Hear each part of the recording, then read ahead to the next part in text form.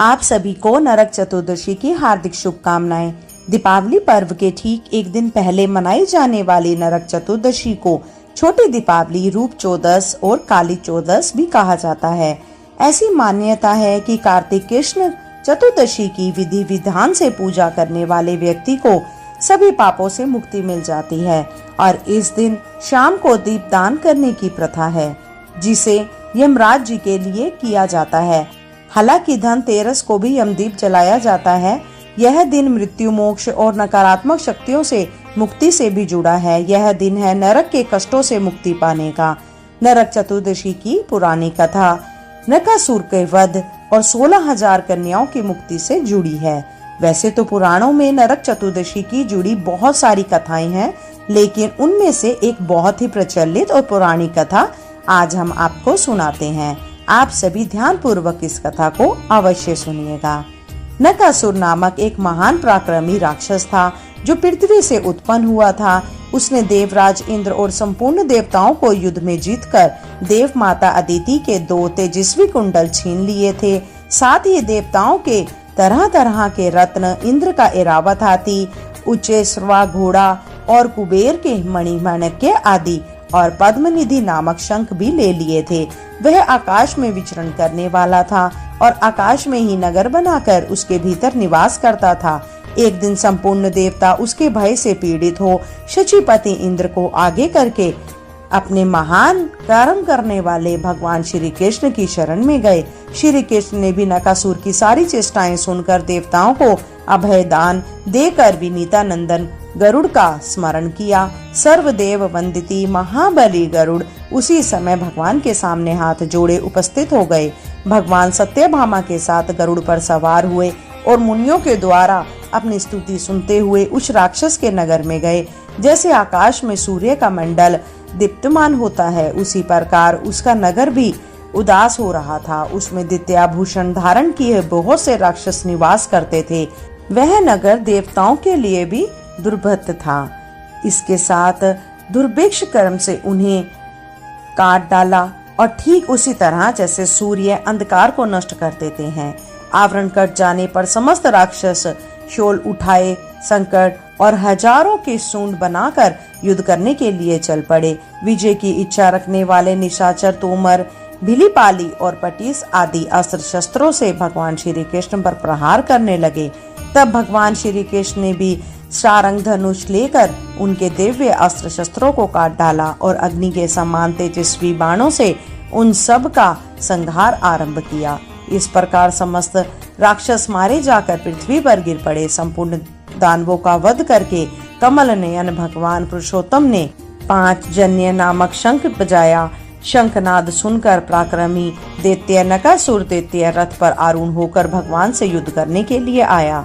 उन दोनों में अत्यंत भयंकर घमासान युद्ध हुआ जो रोंगटे खड़े कर देने वाला था। वे दोनों बरसाते हुए मेघों की तरह हजारों बाणों की झड़ी लगा रहे थे। इसी बीच में भगवान वासुदेव ने अर्धचंद्राकार बाण से उस राक्षस का धनुष काट दिया और उसकी छाती पर महान दैत्य अस्त्र का प्रहार किया। उससे हृदय विदीर्ण हो जाने के कारण वह महान असुर पृथ्वी पर गिर पड़ा। जब भूमि की प्रार्थना से भगवान श्री कृष्ण उस राक्षस के समीप गए और बोले, तुम कोई वर मांगो। यह सुनकर राक्षस ने गरुड़ पर बैठे हुए भगवान श्री कृष्ण ने कहा, संपूर्ण भूतों के स्वामी श्री कृष्ण, मुझे वरदान की कोई आवश्यकता नहीं, फिर भी दूसरे लोगों के हित के लिए आपसे एक उत्तम वर मांगता हूँ। मधुसूदन, जो मनुष्य मेरी मृत्यु के दिन मांगलिक स्नान करें उन्हें कभी नरक की प्राप्ति न हो। अतः स्तास्तु कहकर भगवान श्री कृष्ण उसे वह वरदान दे दिया। नरकासुर ने ब्रह्मा और शिव आदि देवताओं द्वारा पूजित व्रज और वैदंड मणि से बने हुए नुपुर से सुशोभित और शरद काल के खिले हुए कमल के समान कोमल भगवत चरणों का दर्शन करते हुए अपने प्राणों का परित्याग किया और श्री हरि का सारू भी प्राप्त किया। इसके बाद देवता और महर्षि आनंद मगन होकर भगवान के ऊपर फूलों की वर्षा और स्तुति करने लगे। इसके बाद कमल नयन भगवान श्री कृष्ण ने नरकासुर के नगर में प्रवेश किया और उसने बलपूर्वक जो देवताओं का धन लूटा था वो सब उन्हें वापस कर दिया। देव माता अदिति के दोनों कुंडल, उच्चाश्व घोड़ा, ऐरावत हाथी, और दीप्तिमान मणिमय पर्वत, ये सारी वस्तुएं भगवान इंद्र को दे दी।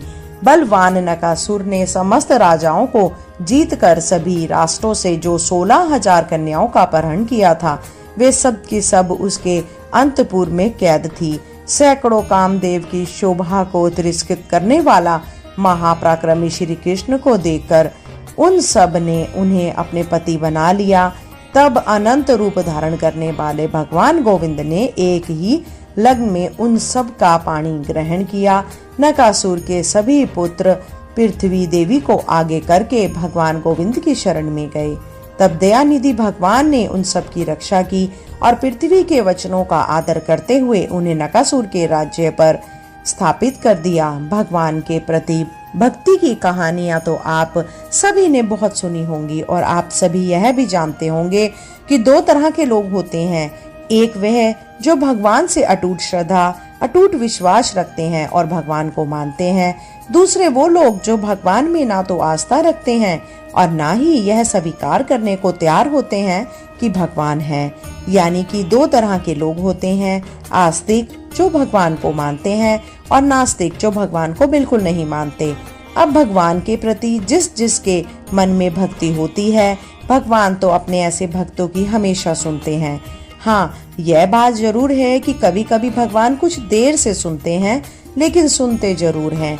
और देर से सुनने के पीछे भी कारण यही होता है कि सभी को अपने अपने जो भी कर्म हैं, चाहे वह इस जन्म के हों या पूर्व जन्म के हों, जरूर भुगतने होते हैं। अगर पूर्व जन्म में हमने बहुत पाप किए हों और इस जन्म में हम केवल भगवान में ही रमे हुए हों, तो भगवान की ही भक्ति कर रहे हों, तो इस जन्म में हमने कोई पाप ही नहीं किए हों, तब भी हमें इस जन्म में अपने पूर्व जन्म के पापों का फल भोगना पड़ेगा। और भगवान भी जब तक हमारे पाप पुण्य का हिसाब किताब बराबर नहीं हो जाता, तब तक अपनी कृपा करते ही नहीं हैं। ऐसे ही एक कहानी है एक बूढ़े बाबा की। एक बूढ़े बाबा जो अपने पूरे जीवन भर सिर्फ राम नाम जपते रहे, भगवान की भक्ति करते रहे और अब वे बूढ़े हो चुके थे। सिर्फ बूढ़े नहीं बल्कि इतने कमजोर हो गए थे कि वह बिना किसी की सहायता के अपनी जगह से हिलडुल भी नहीं सकते थे, उठ भी नहीं सकते थे। ऐसी स्थिति में भी उन्होंने अपने मुंह से राम नाम को अपने से अलग नहीं होने दिया।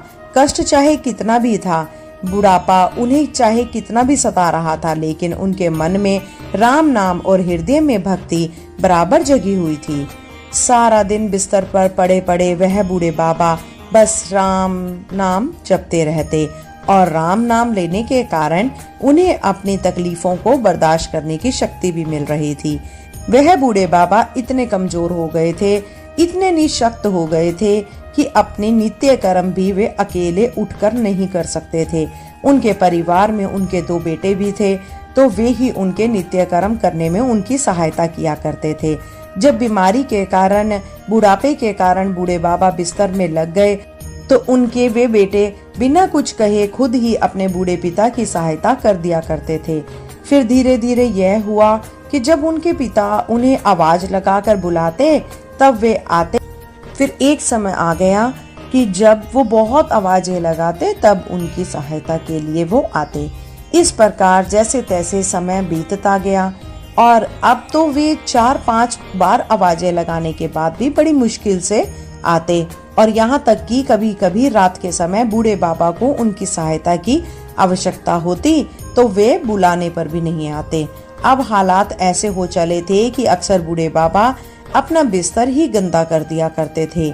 यह बूढ़ापा कुछ ऐसा ही होता है। कभी कभी इस बुढ़ापे के कारण ऐसे ऐसे दिन देखने पड़ते हैं जो शायद कभी किसी ने सोचा भी नहीं होगा। बूढ़े बाबा असहाय हो चुके थे, सिर्फ अपने बेटों के और भगवान के भरोसे बिस्तर पर पड़े हुए थे। आवाज लगाते लगाते बूढ़े बाबा का गला सूख जाया करता और जब तक उनके बेटों से उनकी सहायता नहीं मिलती तब तक वे ऐसे ही गंदे बिस्तर में पड़े रहते। बुढ़ापा और कमजोरी बढ़ती जा रही थी। बूढ़े बाबा की नजरें भी अब कमजोर हो चुकी थी।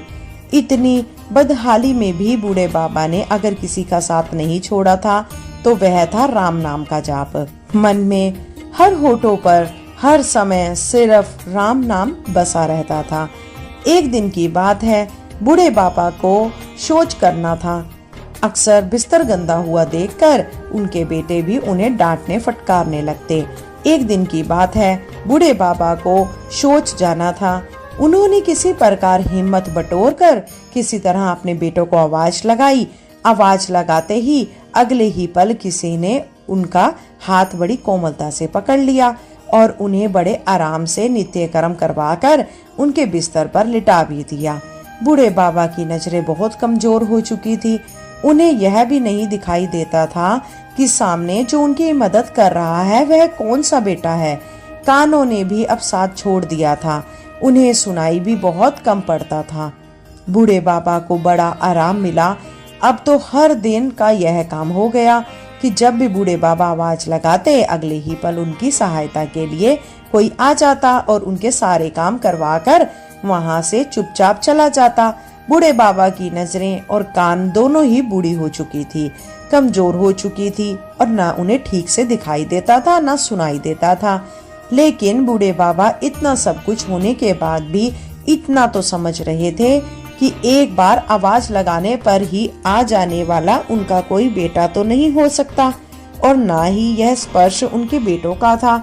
आखिरकार वह कौन? फिर एक दिन जब बूढ़े बाबा ने अपने नित्य कर्म करने के लिए अपने बेटों से सहायता मांगी तो अगले पल फिर से वही मुलायम हाथों वाला स्पर्श उन्हें महसूस हुआ।